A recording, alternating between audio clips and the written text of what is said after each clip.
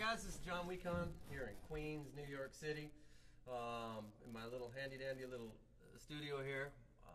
There's 4 or 5 of us drummers, and we rent this basement out below a restaurant, and so this is kind of where we practice and have sessions and stuff here in New York. Today I'm going to talk about the ride cymbal and getting a good swinging feel, which is the most important thing in jazz music, is to make you want to dance.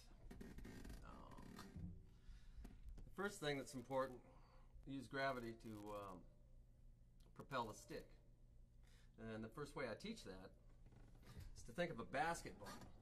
So whether you're a beginner or deeply entrenched, you can use this technique to really help your playing.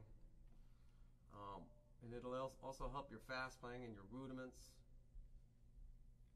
First thing you need to do is just practice dropping the stick. Get used to the feeling of the stick doing the bouncing.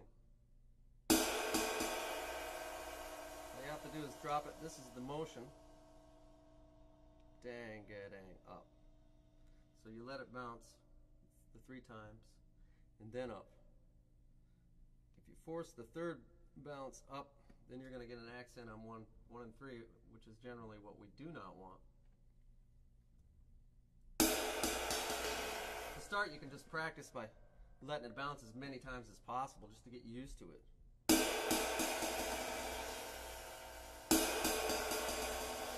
And then picking it up each time.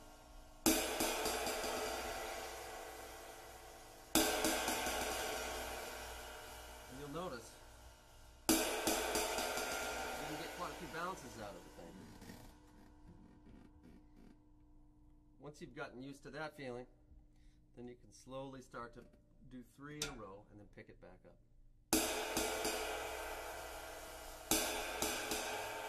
At this point, we don't need to connect them together yet. Just get used to the feeling.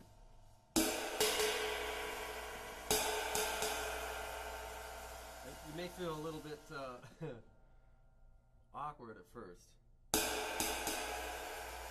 Try to use no arms. Don't use the arm unless you need to for an accent.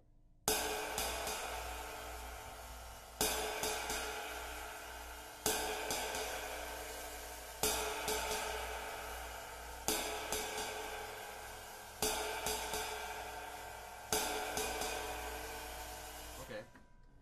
Once you're used to that, now we can start to try to connect it together to get your standard ride pattern.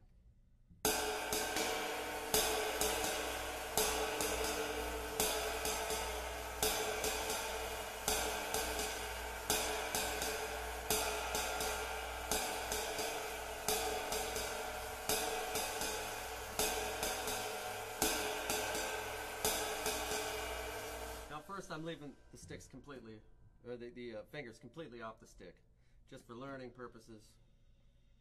Drop the stick up. Drop the stick up. This is something I learned from Gary Williams, who's a Seattle teacher, and also Jeff Hamilton, the great Los Angeles drummer.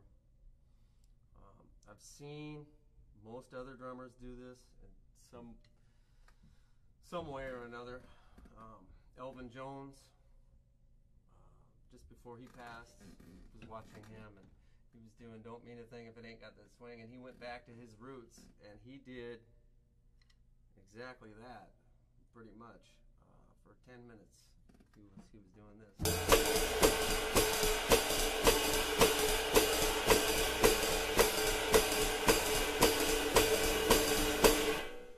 10 minutes, no fills, nothing, just that old swing feel, and made me realize how important the foundation is to jazz music, having a good solid ride cymbal. So once you've got them connected together, make sure you're not forcing 2 and 4. If you have too much 2 and 4, it can sound pretty weird. So if you're just dropping the stick, at least at the slower tempos, you're going to get a pretty nice, a natural 2 and 4, and then the other 3 beats will naturally decay.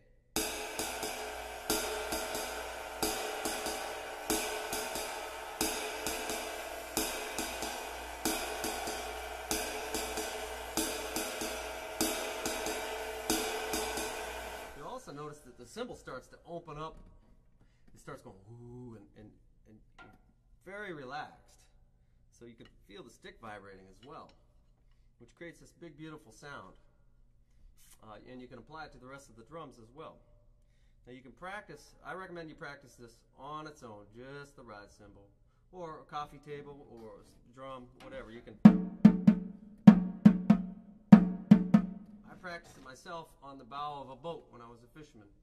As a kid, I was fishing a commercial fishing boat in Alaska, you know, to pay for college and my first set of drums and whatnot. And I practiced that on the bow of the boat, a big steel thing. And it worked fine out there too, so you can do it anywhere. Maybe not a pillow, it probably won't bounce for you. And eventually you'll start to feel real comfortable doing it alone, and then you can also practice it up.